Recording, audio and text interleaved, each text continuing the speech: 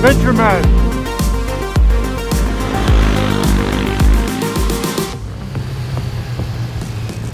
KTM 390 Duke is one of the most staff's favorite small displacement naked bikes, and for good reason. It's a lot of fun, makes good power, it's not gonna leave you bored, it's always gonna keep you entertained, and come on, it looks cool, doesn't it? In the past, we've ridden it against the BMW G310R, where the KTM spanked that bike. Also in the past, we rode the cousin to the Duke here, the RC390, against bikes like the Ninja 400 and the Honda CBR 500R. And back then, I rooted for the Kawasaki Z400.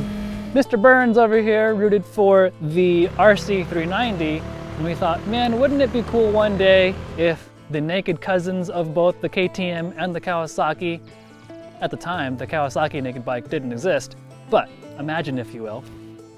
Wouldn't it be cool if there was a naked bike of the Ninja 400 that could go against the Duke 390 here?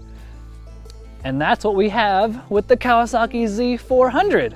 And of course, now that this bike exists, we put the 390 Duke against the Z400. Here we are in the playgrounds of our SoCal digs, putting them together. And John, what do you think? The playground of our SoCal digs is here, Glendora. Well, it's not Glendora. Don't give away our secret spot. All right. I think, you know, we were saying that when that was a 250 a few years ago, it was a pretty nice little bike, and then it grew into 300. Now it's a 400. I think a 400 is a great size for a motorcycle. They've always been great RD 400s, FZR 400s and stuff, and that one follows along in the glorious tradition of a 400cc. It's big enough that you could ride it to commute across Los Angeles at 80 or 90 miles an hour all day if you had to, and yet it's really light. It weighs about the exact same amount of weight as this thing does, like 368 or something. 364. When it's got gas in it. So it's really super light, so we take it on these really tight roads up here. These things are a hoot to ride. I mean, these are as much fun to ride in these tight little roads, or would be just as fun up in Latigo Canyon or somewhere as any bike you're gonna find, because it's all about the lightweight and the quick handling. And you can still ride them around town and on the freeways too. Yeah, exactly. So I think they're an excellent size bike. And, you know, and the thing is that they both get really good gas mileage now. That what do we pay for gas this morning? $4.50 a gallon for premium or something? It's ridiculous. So let's break down some of the differences between the Z400 and the 390 Duke. The KTM over here, a 373 single cylinder engine.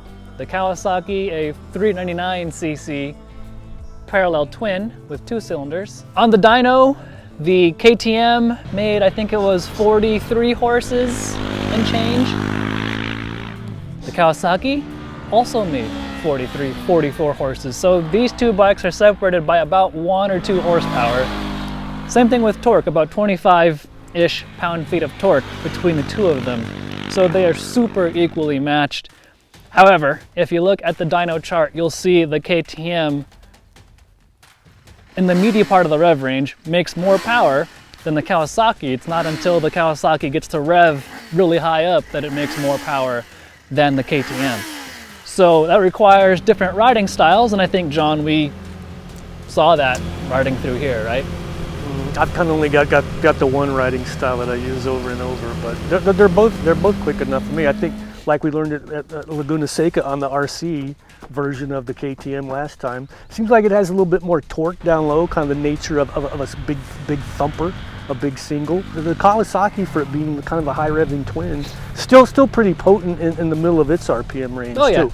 The KTM has a slight edge, but very slight, I'd say. They're so close to each other. They really are. In terms of power and weight, it's almost too close to call, almost. But that's our job. We always call it anyway, don't we? That's our job. We have to call something. Some of the components, the Kawasaki has a traditional Showa fork, 41 mil. The KTM has inverted WP forks, or a fork, and it's 43 mil. Preload adjustable shocks on both these bikes. You can't really do anything with the front. On the brakes, the Kawasaki has this like pedal type disc, 310 mil. The KTM has a 320 mil disc. Both bikes just have one front disc. the traditionally mounted Nissan caliper on the Kawasaki, and then the KTM has the bi-brie radial mount caliper on it. KTM, steel braided lines, Kawasaki rubber lines. Both bikes have ABS. The KTM has a feature where you can disable the rear ABS so you can do supermoto-like slides. Funny enough, that mode is called Supermoto mode, and it works really well.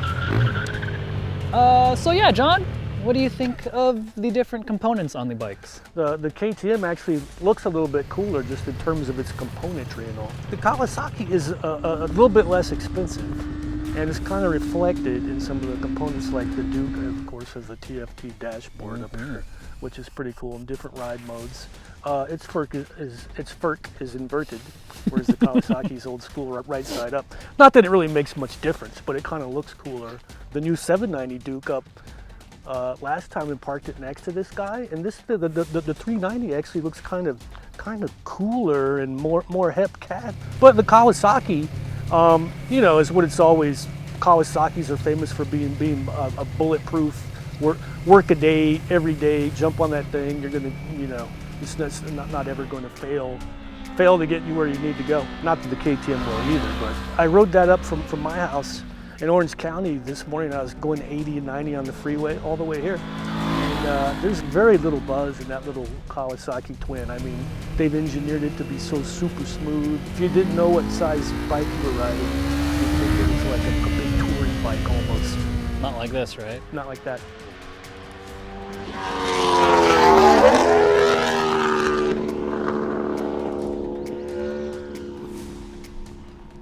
Keep it down, would you? Yeah, the KTM is smooth too. I mean, riding that on the freeway at 80, 85 mile an hour. Yep. You know, singles are known for being little vibey things, but not this one. Not this one. It was like dual counterbalancers or something else. Super smooth on the bars, and it felt like a sewing machine. It's crazy. It was pretty nice. It's crazy. But I think where both of these bikes really come alive are on these tight roads like this. And to me, I think you would agree, the KTM really stands out between these two bikes. Like, it's a lot of fun up these twisting mountain roads. Yeah, I think it is. But you know, in terms of just sheer performance, I don't think it's very far ahead of the Kawasaki at all. It might be maybe 5% quicker than the Kawasaki. That thing still steers super quick, has great brakes too, has just all the power between the two of them is like this, you know. And I don't know what the steering geometry and the wheelbase is, but I bet it's really close on both of them, because you can throw both of them into those little tight corners and you're like, yeah, you're not worried about anything terrible is going to happen to you. The little bikes are the coolest. The older you get, the smaller you like. I pretty much agree with everything you just said. Oh, that's a first. I guess we're done. It's enough. So, the big question becomes, which one do you pick for the money? And speaking of money, the Kawasaki is about $4,800 bucks.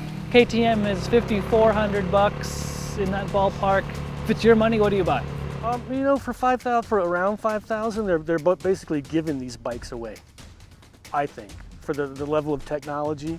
And they're smaller bikes, but all the good technology from the bigger, more expensive ones has trickled down into both of these. For 5,000 bucks, I think I'm going to spend a little bit extra and get the KTM if it's me. Sorry, Kawasaki, but this one's just the seat on here is a little bit flatter and broader, and it's a little bit more comfortable than the Kawasaki. They're both really comfortable motorcycles, so this one just treats me a little bit better. Well, the Kawasaki seat, I think you said, kind of slopes and puts you more, you know. It is a little bit more, wants you to get into the gas tank. Puts the manly bits into the gas tank a bit more. Mm-hmm. But for being small bikes, I think they're both pretty expansive, and I think taller guys can ride these too. Yeah, there's room to slide back a little bit. So. For sure.